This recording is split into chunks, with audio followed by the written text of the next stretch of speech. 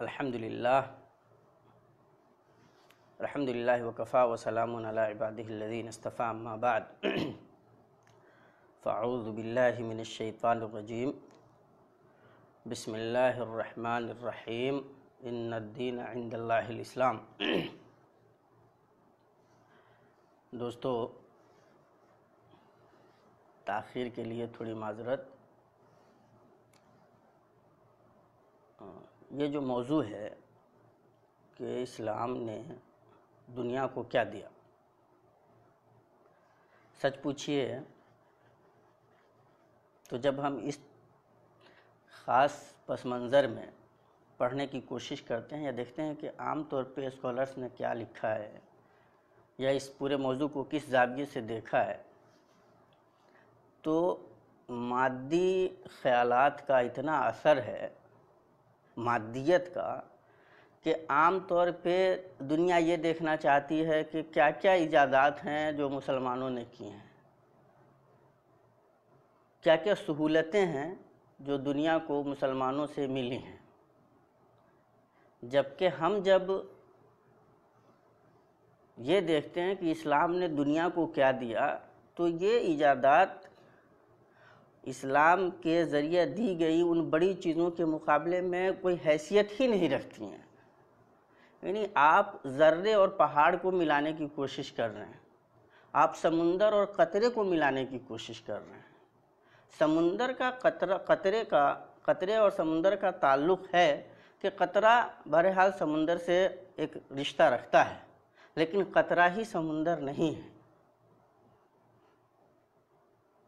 اللہ کے نبی صلی اللہ تعالیٰ علیہ وسلم کو اللہ پاک نے جو اسلام دیا، اس اسلام نے زندگی کا کانسیپٹ بدل کر رکھ دیا۔ اس اسلام نے اس پوری کائنات کو دیکھنے کا اسلام نے اس کائنات میں انسان جو ایک عنصر ہے، اس عنصر کی کیا حیثیت ہے، اس حیثیت کو متعین کیا اور بہت کلیئر انداز میں۔ وَسَخَّرْنَا لَكُم مَّا فِي الْأَرْضِ جَمِيعًا، اس کائنات کے اندر جو کچھ ہے وہ ہم نے انسانوں کے لیے مسخر کر دیا ہے۔ یہ روئے زمین پر برپا ہونے والا اتنا بڑا انقلاب تھا کہ کہا نہیں جا سکتا۔ اللہ کے نبی صلی اللہ تعالیٰ علیہ وسلم کے زمانے سے پہلے تک، اور ان فاسد خیالات کے اثرات دیکھیے کہ آج تک بہت ساری جگہوں پہ، بہت سارے ملکوں میں، بہت ساری قوموں میں اوہام و خرافات، جادو، شعبدہ بازی، کہانت اور اس قسم کی بہت ساری چیزیں رائج ہیں۔ وہ آج بھی سائنٹیفک اصولوں کی روشنی میں سوچنے سے محروم ہیں، وہ آج بھی نہیں سوچ سکتے۔ آج بھی مسائل جب ان کے سامنے آتے ہیں تو وہ بجائے اس کے کہ ریشنل انداز میں اس کے بارے میں سوچے، وہ اسی طرح کے خرافات کے شکار ہو جاتے ہیں۔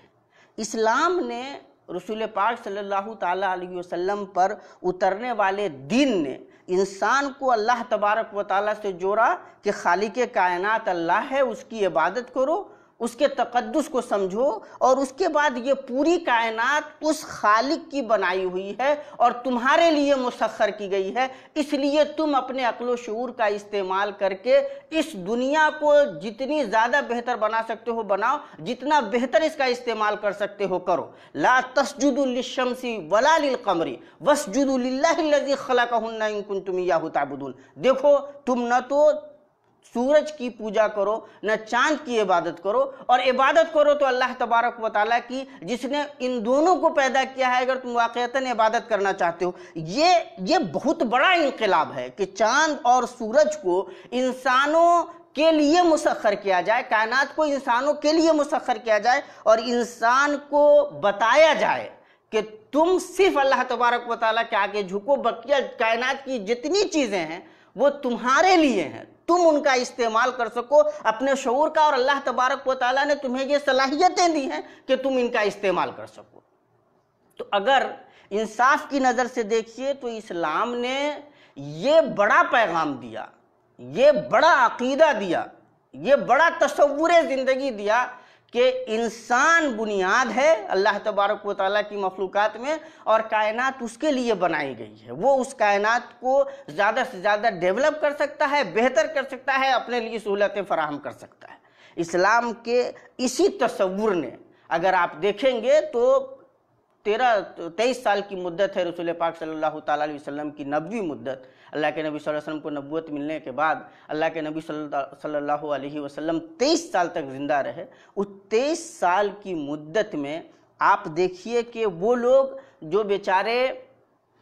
اونٹنی چرا رہے تھے، جنہیں زندگی کے ان تصورات سے کوئی خبر ہی نہیں تھی، یہاں تک کہ جب رسول پاک صلی اللہ علیہ وسلم نے ایک اللہ کے ہونے کا نعرہ دیا، پیغام دیا، دعوت دی، تو لوگوں نے کہا اجعل الالہۃ الہ واحد ان ھذا لشیء عجاب، کیا اس نے سارے معبودوں کو ایک بنا دیا ہے؟ یہ تو بڑی عجیب و غریب بات ہے۔ اس قوم کے لوگ جب اٹھتے ہیں تو ان کا تصور حیات دیکھیے کہ پھر کس طرح سے وہ پوری دنیا پہ چھا جاتے ہیں، کتنی سہولتیں دنیا کو فراہم کرتے ہیں، ان کے سوچنے سمجھنے کا انداز یکسر کیسے بدل جاتا ہے، جینے کا انداز کیسے بدل جاتا ہے، تصور زندگی میں وہ کیا انقلاب رونما ہوتا ہے کہ یہ جو انسان کی پیدائش کی بنیاد پہ تفریقات ہیں، یہ کہ ایک آدمی فلاں خاندان میں پیدا ہو گیا تو بہت بڑا ہو گیا، وہ فلاں خاندان میں پیدا ہوا تو چھوٹا ہو گیا، وہ اس خاندان سے آ رہا ہے اس لیے یہ کام نہیں کر سکتا، تو وہ اس خاندان سے آ رہا ہے اس لیے اس کو چھوٹا ہی بن کر کے رہنا پڑے گا۔ یہ جو سارے تصورات ہیں وہ بالکل ختم ہو گئے۔ اسلام نے انسان کو اللہ سے جوڑا،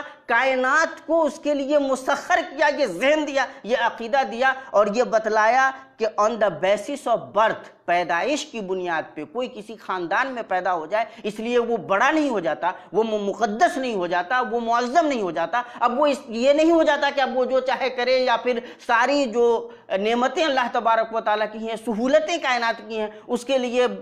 اس کی جاگیر ہو جائیں گی۔ ایسا نہیں ہو سکتا ہے۔ لا فضل لعربی علی عجمی، یہ کسی عربی کو کسی عربی پہ کوئی فضیلت نہیں ہے۔ ولا لابیض علی اسود، کسی کالے گورے کو کسی کالے پہ کوئی فضیلت نہیں ہے۔ الا بالتقوی، ہاں تقوی اگر انسان کے اندر ہو تو اس کی بنیاد پہ اللہ تبارک و تعالیٰ کے یہاں وہ نوازا جائے گا۔ تو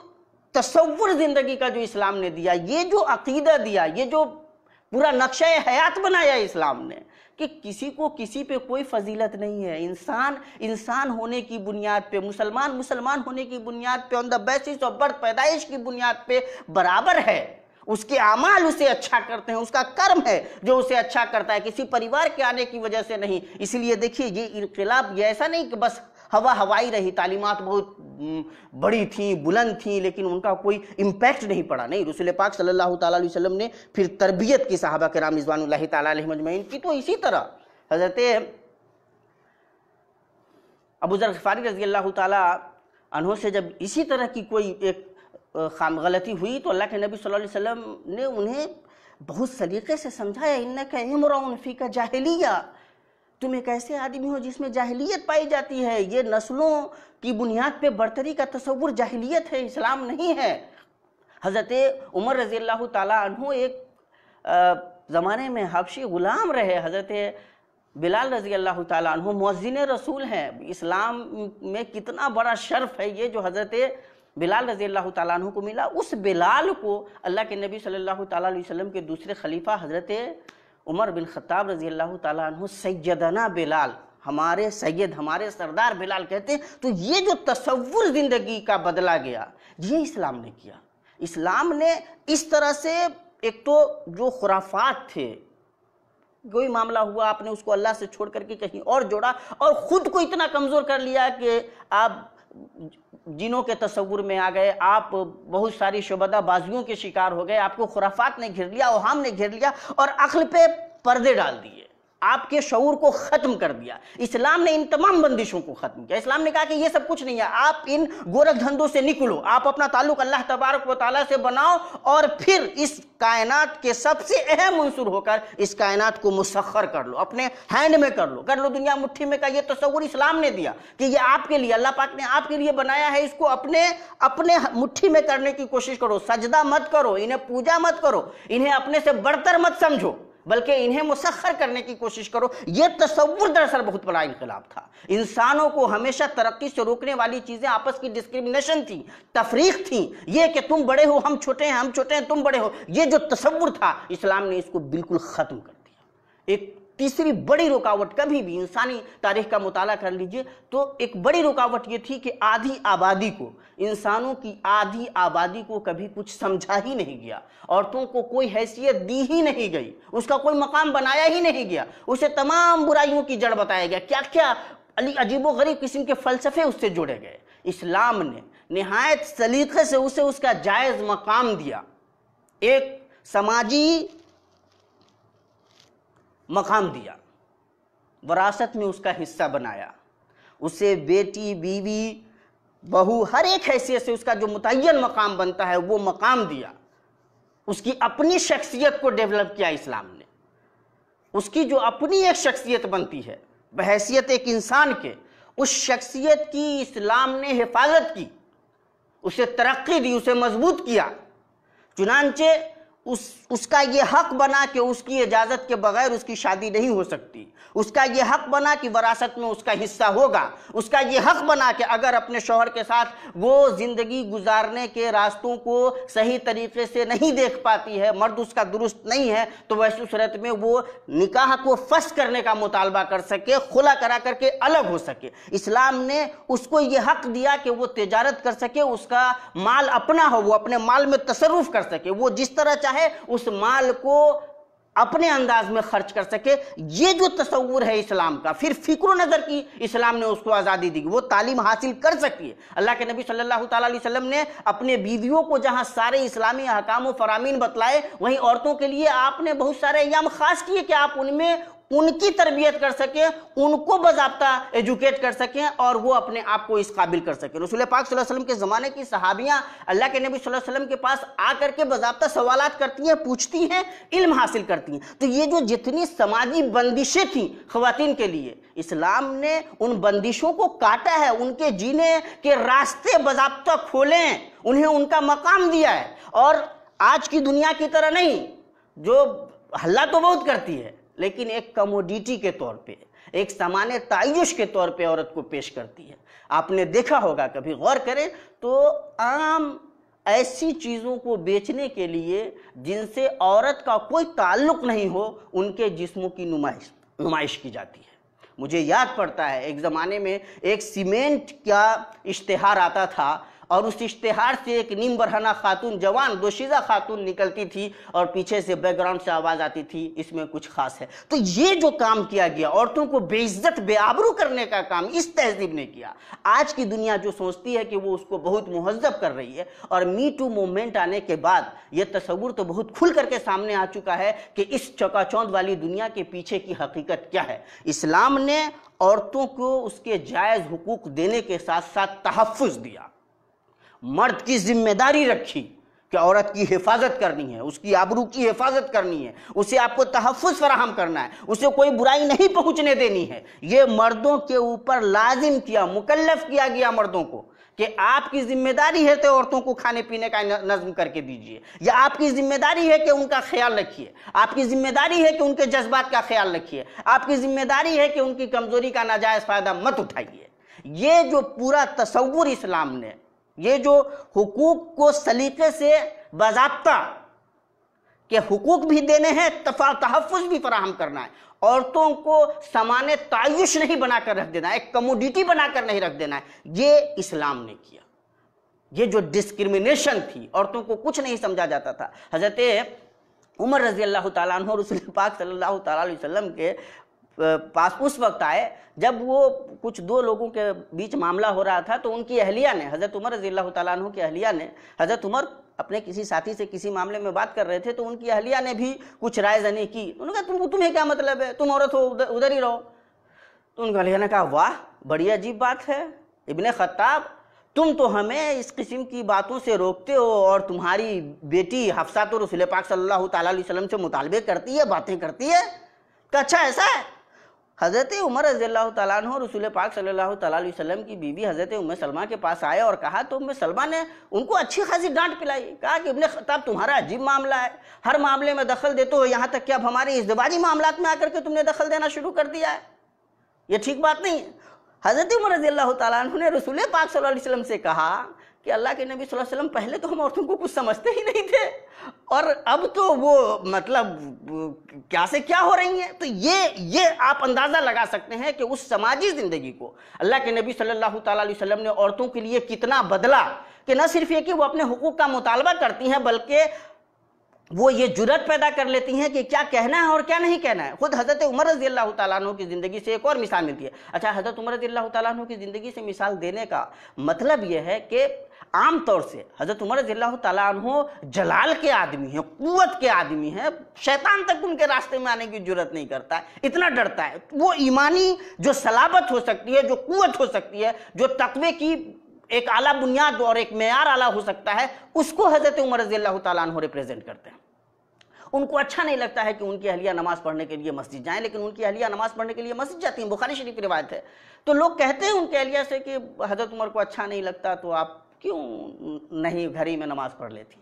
تو اچھا، تو کیوں نہیں روک دیتے؟ روک دینا چاہیے ان کو اگر ان کو اچھا نہیں لگتا ہے۔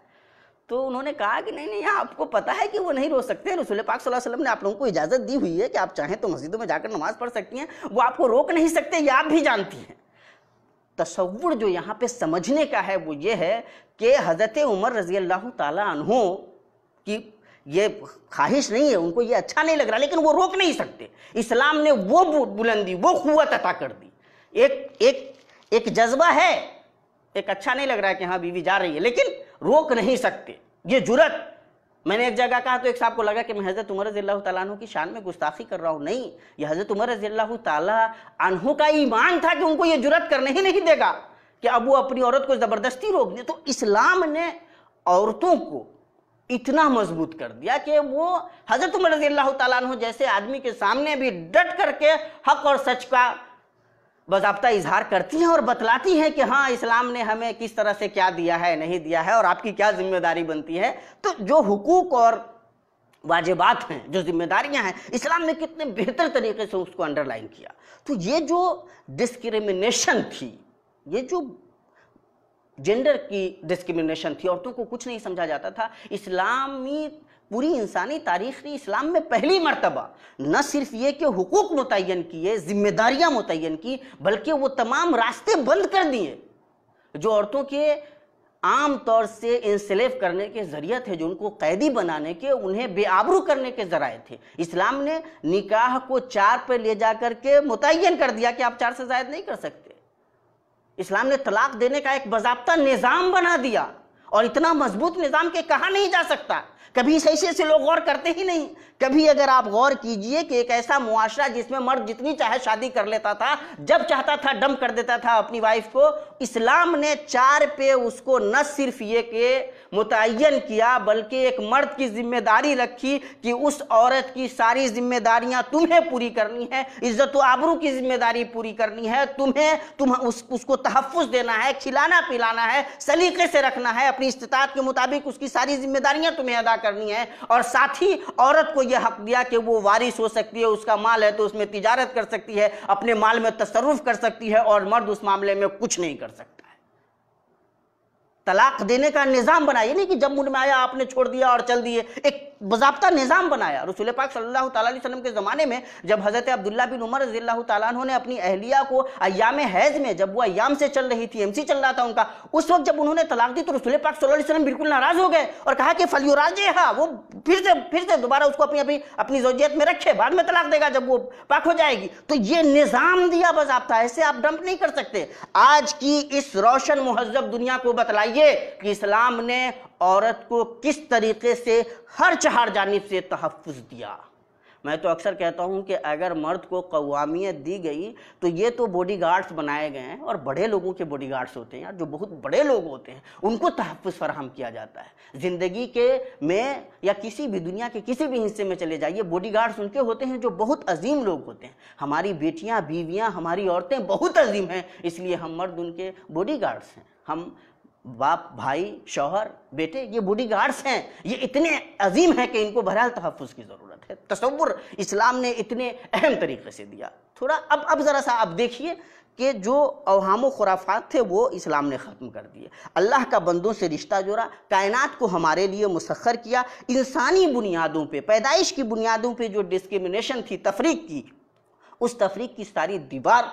गिरा दी गई कि नहीं, कोई इसलिए बड़ा नहीं हो जाएगा कि वो अरबी है, कोई इसलिए छोटा नहीं हो जाएगा कि वो नेपाली है, हिंदुस्तानी है, अजमी है, यहाँ वहाँ का है, इसलिए कोई बड़ा नहीं हो जाएगा कि फलाने खानदान में पैदा हुआ है। नहीं,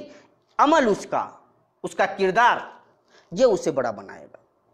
या अय्युहन्नासु इन्ना खलक़नाकुम मिन ज़करिन व उन्सा व जअलनाकुम शुअबन व क़बाइला लितअरफ़ू इन्ना अक्रमकुम इन्दल्लाहि अत्क़ाकुम। ऐ लोगो, या अय्युहन्नासु, ऐ लोगो, हमने तुमको एक मर्द और एक औरत से पैदा किया है। व जअलनाकुम शुअबन व क़बाइला, हमने तुम्हें मुख्तलिफ ग्रोहों में बांटा इसलिए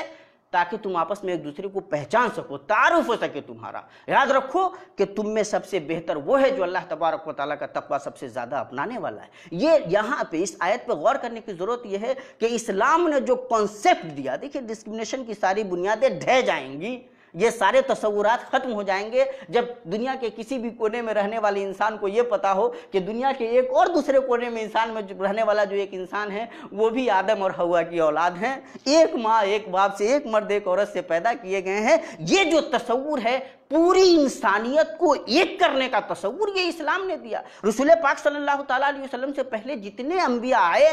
वो किसी खास कबीले के लिए आए, खास मुल्क के लिए आए, खास लोगों के लिए आए। अल्लाह तबारक व तआला ने ये हमागिरियत, ये आफाकियत रसूल पाक सल्लल्लाहु अलैहि वसल्लम को देकर भेजा। कानतिल अंबिया युबअसूना इला कौमिन खासतन व बुइस्तु इला अन्नासि आम्मा। रसूल पाक सल्लल्लाहु अलैहि वसल्लम फरमाते हैं हमसे पहले जो अंबिया थे वो किसी खास कौम की तरफ भेजे जाते थे, मैं पूरी कायनात तमाम लोगों के लिए भेजा गया हूँ। रसूल पाक सल्लल्लाहु ताला अलैहि वसल्लम ने अब जो डिस्क्रिमिनेशन की जितनी बुनियादें हो सकती थी, ये सरहदें बांट देते हैं, ये कबीले बांट देते हैं, ये ज़ुबानें बांट देती हैं, इस्लाम ने इन तमाम चीज़ों को ख़त्म कर दिया। आपका आज तक देखिए ज़ुबानों का जो तासुब है वो कितना गहरा है। एक आदमी सिर्फ इसलिए वो सोचता है कि उसकी जुबान के अलावा कोई दूसरी जुबान अच्छी नहीं है। अरब रसूल पाक सल्लल्लाहु अलैहि वसल्लम के ज़माने से पहले तक ये तो बकिया जितने हैं सब अजमी, उनको आती ही नहीं है, हम ही सिर्फ जुबान जानते हैं, हम ही बोलते हैं, बकिया लोगों को बोलने नहीं आता। इस्लाम ने क्या क्या खूबसूरत तस्वुर दिया। आज 21st सेंचुरी में आकर के लोग समझते हैं रोशन ख्याल हो गए, वो मिन रहमती ही, अल्लाह तबारक व ताला की रहमत में से है इख्तिलाफ़ु अलसिनतिकुम व अलवानिकुम। ये जो तुम्हारे रंग मुख्तलिफ हैं, ये जो तुम्हारी ज़ुबानें मुख्तलिफ हैं, ये अल्लाह तबारक व ताला की रहमत हैं। ये कितना अजीम तसव्वुर है। आप ज़रा गौर कीजिए कि ये जो डिस्क्रिमिनेशंस थी सारी की सारी कितनी आसानी से इस्लाम ने महलूल करके रख दिया, ख़त्म करके रख दिया। तो ये जो इतना अजीम तसव्वुर दिया हमागिरियत का, आफाकियत का, कि सबके सब इंसान एक हैं, सब एक माँ बाप से पैदा हुए। रसूल पाक सल्लल्लाहु अलैहि वसल्लम किसी की जागीर नहीं है। वमा अरसलनाका इल्ला रहमतन लिल आलमीन, मोहम्मद सल्लल्लाहु अलैहि वसल्लम हमने आपको पूरी कायनात के लिए रहमत बना करके भेजा। रसूल पाक सल्लल्लाहु ताला अलैहि वसल्लम के लाए हुए इस दीन पे किसी की इजारादारी नहीं है। ये इस्लाम तमाम इंसानों की हिदायत के लिए, तमाम लोगों तक फ़ायदा पहुंचाने के लिए आया है, तमाम लोगों को अल्लाह से जोड़ने के लिए आया है, तमाम लोगों को अवाम खुराफात से निकालने के लिए आया है, तमाम लोगों को जुल्म से निकाल कर शाहराह अदल फिर लाने के लिए आया है। तो ये कितना गहरा अजीम तस्वुर था और कितनी बड़ी बात थी जिसको लेकर इस्लाम आया था। तो अब अगर गौर कीजिए तो इस्लाम ने वो हक़ाइक़ दिए। फिर जब मैं कहता हूँ या फिर जब आप इस्लाम का मुताला इस ज़ाविये से करते हैं तो रहमतुल आलमीन को रहमतुल आलमीन बनाया गया। रसूल पाक सल्लल्लाहु अलैहि वसल्लम को पूरी कायनात के लिए भेजा गया, लेकिन उसी वक्त क्लियर किया गया कि किसी को ज़बरदस्ती मुसलमान नहीं बनाया जाएगा, ये दिन थोपा नहीं जाएगा। अगर दिल की आमादी नहीं है, दिल आपका ये गवाही नहीं देता है कि ये अल्लाह का सच्चा अच्छा पैगाम है, तो फिर ज़बरदस्ती आपको कबूल करने की ज़रूरत नहीं है। ला इकराहा फिद्दीन क़द तबय्यना रुश्दु मिनल गय्य, दीन के मामले में कोई ज़ोर ज़बरदस्ती नहीं है। हक और सच के दरमियान जो बातिल है और जो हक है उसके दरमियान जो तफरीक होनी चाहिए, जो क्लियर कट बिल्कुल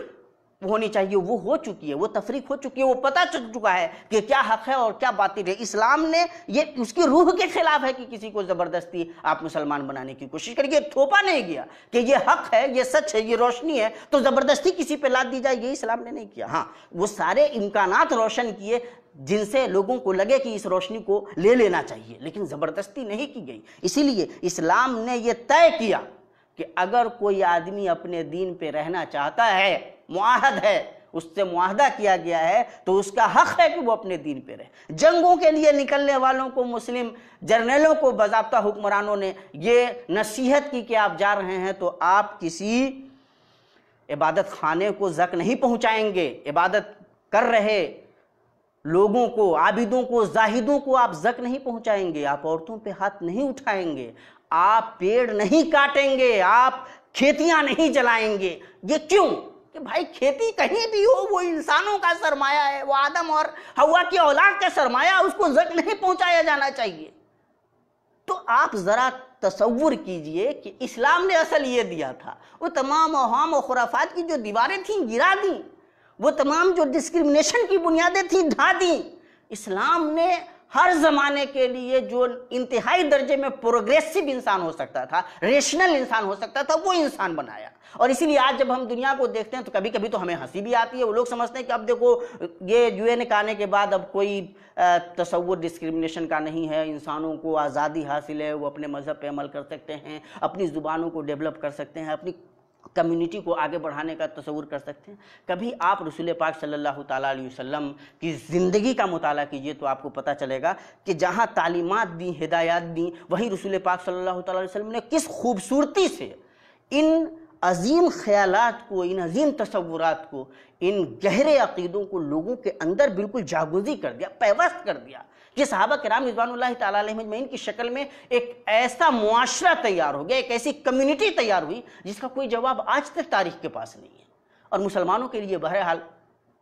یہی ہے کہ وہ رسول پاک صلی اللہ علیہ وسلم کے لائے ہوئے دین کے ساتھ جو عظمت ان سے پیوستہ ہو رہی ہے، منسلک ہو رہی ہے، اس عظمت کو سمجھیں۔ یہ جو تصور ہے زندگی کا، اس کو سمجھنا بہت ضروری ہے۔ ایک اور زاویے سے دیکھیے کہ اسلام نے عدل کا کیا زبردست تصور دیا۔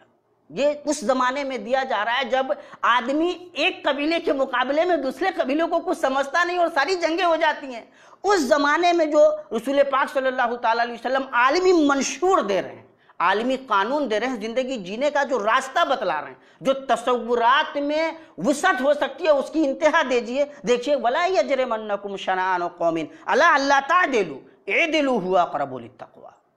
دیکھو کسی قوم کی دشمنی تمہیں اس بات پہ نہ آمادہ کر دے، نہ ابھار دے کہ تم اس کے ساتھ ناانصافی کر بیٹھو۔ انصاف کرو، یہ تقوی کے زیادہ قریب ہے۔ یعنی آپ کا کوئی دشمن بھی ہے تو آپ اس کے خلاف ناانصافی سے کام نہیں لے سکتے۔ قوم کا لفظ استعمال کیا گیا، غور کرنے کی ضرورت ہے۔ دوسری قوم، رسول پاک صلی اللہ تعالیٰ علیہ وسلم کی زندگی سے اگر آپ کو مثال لینی ہو، ایک یہودی نے رسول پاک صلی اللہ علیہ وسلم کو قرضہ دیا ہوا تھا، آپ صلی اللہ علیہ وسلم اس کے مقروض تھے۔ اس نے قرضہ مانگنے کے معاملے میں جو ترش روئی بد اخلاقی ہو سکتی ہے اس کا مظاہرہ کیا۔ اچھا، وقت سے پہلے بھی مانگ رہا تھا اور ایک طرح کی بدتمیزی کا بھی مظاہرہ کر رہا تھا۔ صحابہ کرام رضوان اللہ تعالیٰ علیہم اجمعین کو غصہ آیا۔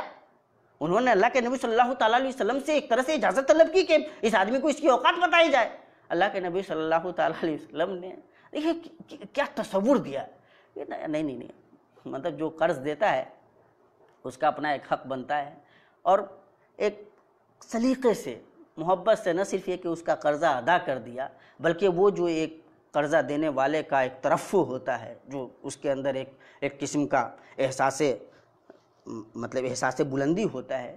اس کو بھی سمجھا رسول پاک صلی اللہ تعالیٰ علیہ وسلم نے اور اس کی بدتمیزی کو سائڈ کر دیا۔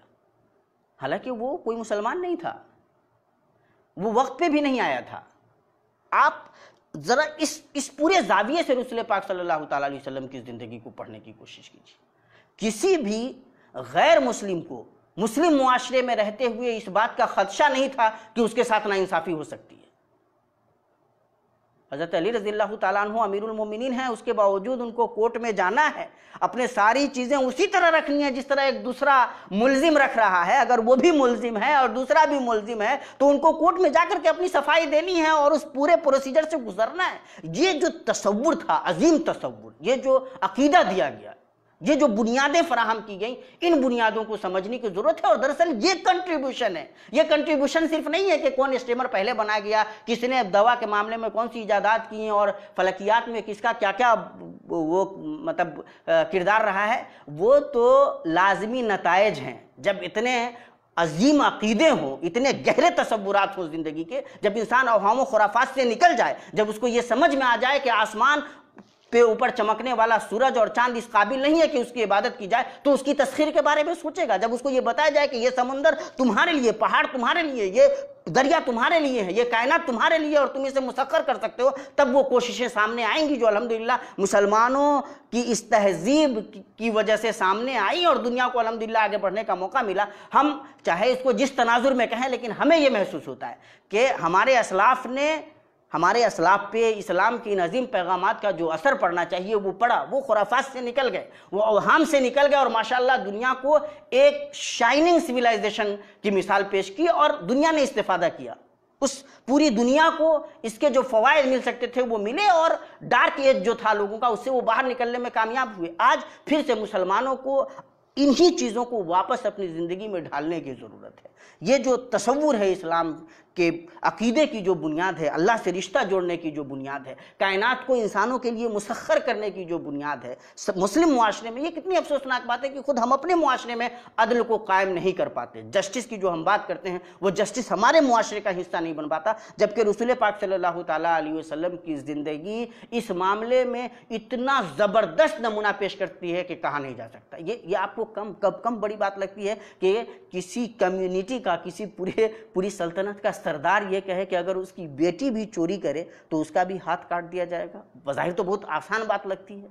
احمر وجہہ اس معاملے میں کہ بھائی بڑے خاندان کی بیٹی ہے، اس نے چوری کیا ہے تو اس کا ہاتھ کیسے کاٹا جائے، اس معاملے میں رسول پاک صلی اللہ تعالیٰ علیہ وسلم کے جو سب سے قریبی مانے جاتے ہیں، سب سے محبوب مانے جاتے ہیں، حب الرسول، جو رسول کے سب سے محبوب مانے جاتے ہیں، حضرت اسامہ کو تیار کیا جاتا ہے کہ آپ سفارش کر دیجئے۔ رسول پاک صلی اللہ تعالیٰ علیہ وسلم احمر وجہ، غصے سے چہرہ لال ہو جاتا ہے اور کہتے ہیں تشفع فی حد من حدود اللہ، اللہ تبارک و تعالیٰ کی حد میں سے ایک حد میں تم سفارش کر رہے ہو، واللہ لو ان فاطمہ بنت محمد سرقت لقطعت یدہا، اگر بنت محمد فاطمہ بھی چوری کی ہوتی تو اس کا بھی ہاتھ میں قتل کاٹ دیتا۔ یہ آپ کو آسان لگتا ہے، بظاہر لگتا ہے کہ کہہ دیا گیا ہوگا، جناب یہ آسان نہیں ہے، یہ بہت گہری بات ہے، بہت عظیم انقلاب ہے۔ اس لیے کسی کو یہ جرأت نہیں ہو سکتی تھی کہ اب اس قسم کی غلطی آسانی سے کر جائے۔ اللہ کے نبی صلی اللہ علیہ وسلم نے فرمایا، باضابطہ دکھلایا کہ تم سے پہلے جب بڑے لوگ چوری کرتے تھے، گناہ کرتے تھے تو ان کو بچایا جاتا تھا، اور جب چھوٹے لوگ بیچارے غریب لوگ، کمزور لوگ کرتے تھے تو ان کو سزائیں دی جاتی تھیں، اس لیے وہ ہلاک ہوئے۔ یہ ہلاکت کے راستے تھے۔ اور عجیب و غریب بات یہ ہے کہ ہم رسول پاک صلی اللہ علیہ وسلم کے لائے گئے ان عظیم اصولوں کو،